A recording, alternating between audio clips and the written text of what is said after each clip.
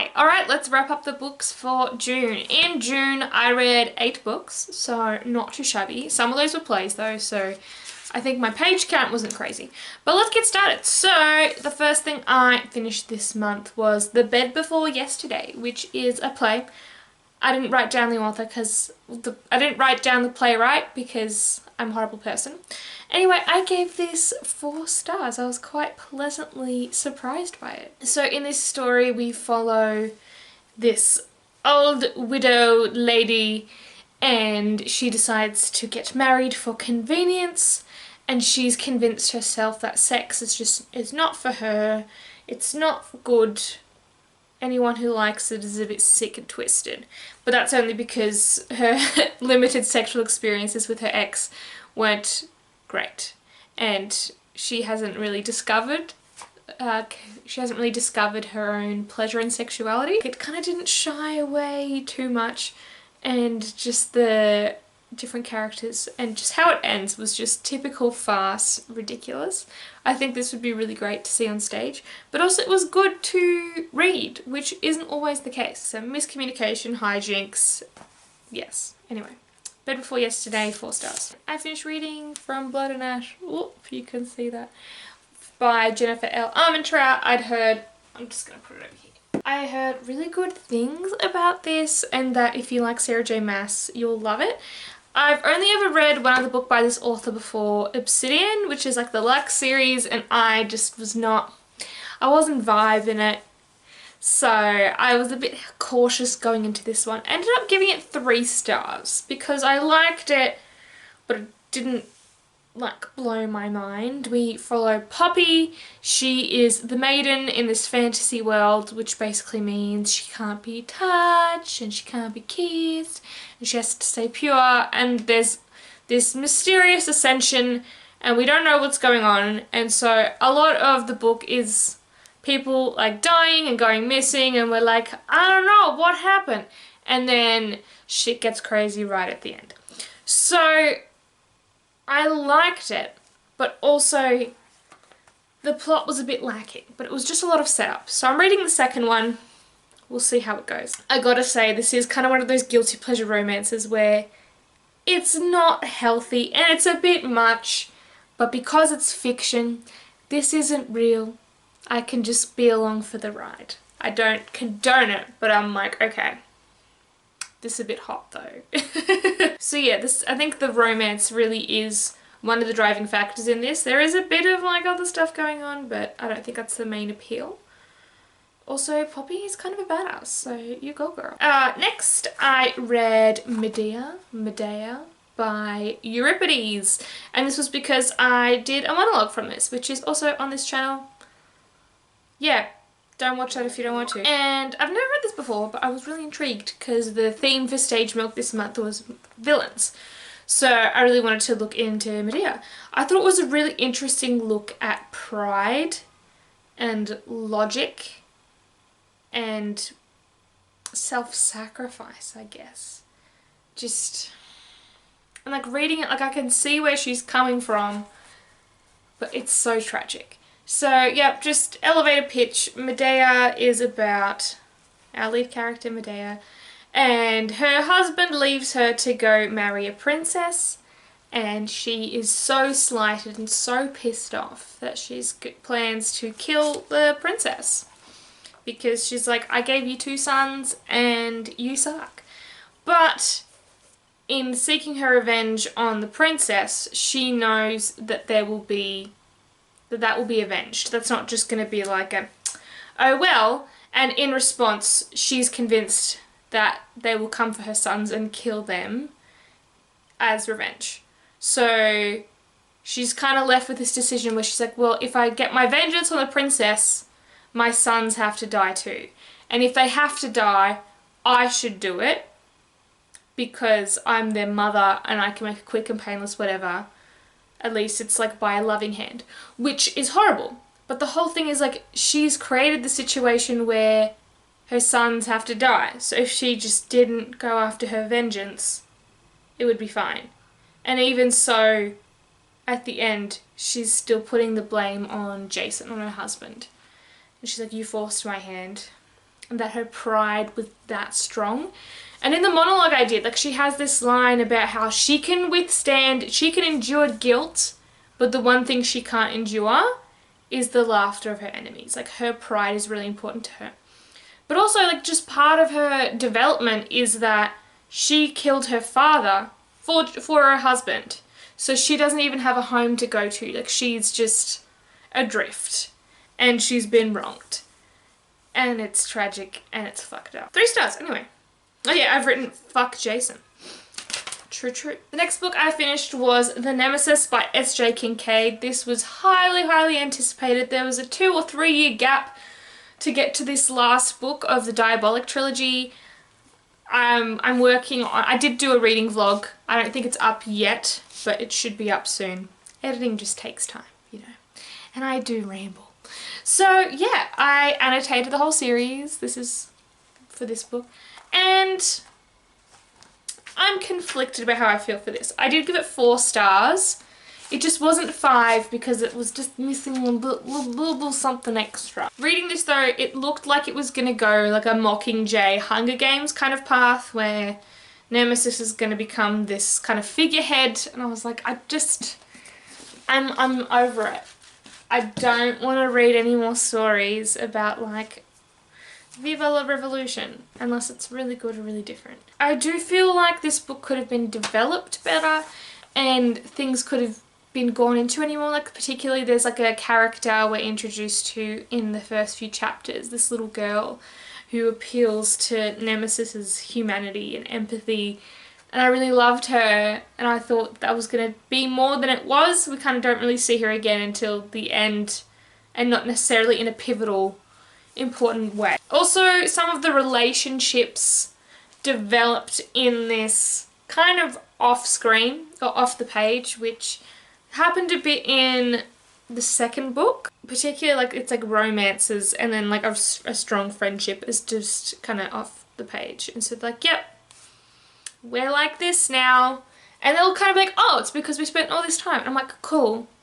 But I would have rather have seen that time, like even like a montage, rather than just like jumping ahead. Okay, I'm back. I ran out of room on my card and I had to delete some things. So I was talking about Nemesis, which is still there. You can see it. I can't see you. I'm very blind. It really had me going with this twist, and I was losing my mind. But then they kind of undid it, so it didn't have the same weight. So it just did the classic YA of like, gasp! But never mind. All your characters are safe. Everything's fine. So that was a bit frustrating. I do appreciate how complex she has made both Nemesis and Tyrus, our main characters. But that also means still at the end of this series, I can't 100% be on their team, on their side, particularly Tyrus. We kind of do go into more of why he is the way he is, but it's just like, so I guess I can admire that it wasn't just, I'm a bad boy or I'm a good boy. It's like, I'm bad for bigger picture reasons, or I'm bad as a cover to save you. I just wish he could have communicated more, but then we wouldn't have had drama. So what do you do? The next thing I read was The Black Flamingo, which I got from the library. I'll put up the cover here. And this was really fun. See, I was determined to read some LGBTQIA plus books for June, being Pride Month. In a perfect world, I'd be like, let's only read that. But I'm like, look, I'm in the middle of a lot of books and I can still, and reading any is still good, and I plan to keep reading them whether it's Pride Month or not. So The Black Flamingo is fantastic. I gave it 4 stars, and it is a book written in verse by this black gay man who picks up drag. And we kind of follow him from his childhood until the end of college, I want to say. And the writing is just really beautiful, and it managed to be kind of like episodic and poetic but still makes sense, which I think is a really delicate balance that nailed it. And it was very vulnerable and heartbreaking, and because this isn't fiction, really. This is his story, this is his life. Oofed. Yeah, and there were some really great discussions about identity, obviously, and about gatekeeping in the community. Next, I read Mother Courage and Her Children. This is another play by Bertolt Brecht. I've just heard this mentioned a lot, and I wanted to read it. So I did. I gave it 2 stars. I'm pretty harsh with plays. I also think this book was just a bit too smart for me and a bit too political for me to understand and fully appreciate it. That being said, like, I did start to watch a discussion online, and the things that were coming up in the discussion, I was like, oh yeah, no, that's true. So I could like bump it up to a 3 maybe, but it's 2 for now. And in this we follow Mother Courage, and this is during wartime, and she has 5 children? She has lots of kids, and they're on this like traveling wagon selling wares during the war. And so we kind of have these discussions about, you know, who profits from a war, and like negotiating, and how your own selfishness can cost you. And in the end, all her children are dead. I don't really think that's a spoiler. That's just, it's on the back. It's like she loses them one by one, and she's left alone. And she's not directly just a fantastic character. And I think that's really interesting. I wouldn't mind like reading this and studying it. I just usually need a bit of help, like people to like bounce back with it, or to bounce off of to discuss it. But I really love to see this live. I'd really like to see what people do with it. Also, there are a lot of songs, and like with songs just written, it's a bit like, okay, I don't really know what it actually sounds like. But a lot of it was kind of a bit of a wink wink nudge nudge. The next book I read was 9 Perfect Strangers by Leanne Moriarty. I was pretty harsh with this rating. I only gave it 2 stars. And that's because I really enjoyed the first half. And then the second half, it just felt like it wasn't the book I thought it was going to be. So it's not necessarily the book's fault, but like my expectations were different. So this is my first book by Leanne, but I have watched Big Little Lies, like the TV series, and that blew my mind. And I was expecting this to blow my mind, and it just didn't. So it's like a contemporary thriller where these people go to a resort, and it didn't take it far enough for me. You know, like I never really felt like there was true danger, or like it started to get a bit risky and then pulled back, and then we kind of just wrapped it all up with happy endings, and I was a bit like, okay. But regardless, I found the characters were the strongest part of this story. I enjoyed reading about them. I had some issues with Marsha, who is the kind of runner of the resort and like the baddie, if you will, where we try to explain why she is the way she is, but it doesn't add up.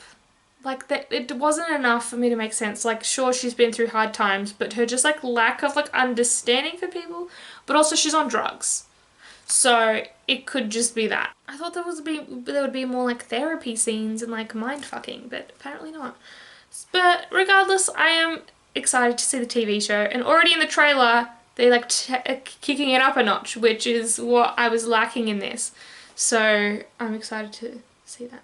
Also, I just noticed, so on the front we've got the pool chairs, and they're all in a neat row. And then on the back I've got the pool chairs, but like one of them's off kilter, and I love that. And the last one I finished this month was Let's Talk About Love by Claire Kahn.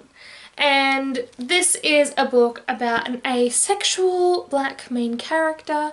I don't have a lot of knowledge about asexuality, so I really wanted to read this to kind of understand a bit more.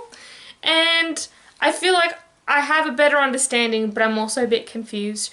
But it's not for me to know because I'm not living it, but it's still kind of helpful to broaden your horizons, I guess. So this was cute, this was fun. I wish it was a bit longer. Like, again, there were just some times where it just skipped over, like, oh yeah, we did all this cute stuff, but you don't get to see it. We're just going to mention it and gloss over it. And I was like, excuse me. Also, I just found the ending to be a bit unrealistic, which like it's fiction, it's allowed to be unrealistic. But the whole thing is she likes this guy and she's starting to question the extent of her asexuality, or like where she fits on the spectrum, because she thinks she's feeling physical attraction, which she doesn't usually feel. She's just like, oh, cute, rather than like hubba hubba. And so she starts having feelings for this guy, and to me it sounded like she was physically attracted to him, but then she didn't seem to think she was. I just found that a bit confusing, but you know what? Maybe I don't have a full understanding of all the different levels of attraction. I have very limited dating experience. So yeah, but what I found unrealistic was this guy was like, well, sex is important to me. That's really important to me. And in the end, he just decides to go with her anyway, which I think is which is beautiful and lovely, that it's like, obviously sex does not maketh the relationship necessarily. But I feel like we solved that problem really quickly, and I'm like, well, if that's important to him and that is naturally part of who he is, how are they going to deal with that as a couple? You know, I just feel like I would have wished we went into that more. But at the end of the day, like, doesn't really matter. They love each other. That's fun. I just feel like it's like love conquers all, and I'm like, yeah, but no.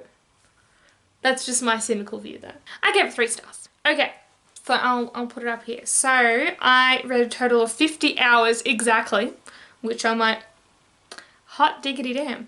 I read 2,705 pages. My average reading speed was 54 pages an hour. The most pages I read in a day was 235. That was probably Black Flamingo. That was a really fast read. Most minutes I read in a day was 103. My fastest pace was the Black Flamingo, which was 190 pages an hour. I told you.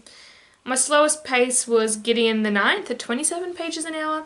That's also because I fell asleep while I was reading it. And I didn't want to play around and figure out how long I was actually awake reading it. Yeah, and Gideon the Ninth I picked up this month as well for an LGBT read. I just wasn't like vibing the tone of it, so it's still there. I think I'm just going to pick it up later. My average number of pages a day was 90. My total books finished was 8. I added 49 quotes and 8 new words I didn't know. Yeah. As for what I'm reading currently, I might have finished these by the time this is uploaded, but as of today, which is the 2nd of July, I am reading Heart of Thorns by Brie Barton. This is a reread. I'm enjoying it so far. Can't wait to get to the sequel. I am reading The Odyssey by Homer. I am half reading this, half audiobooking this because it's a dance boy. And on my trusty Kobo, I am reading Eleanor Oliphant is Completely Fine. Really enjoying that. And also, like, I haven't touched it for a little bit, but I've started Kingdom of Flesh and Fire. So I'm a little bit into that one. Cool. Let me know your thoughts on any of these books, and I'll see you next time. Bye.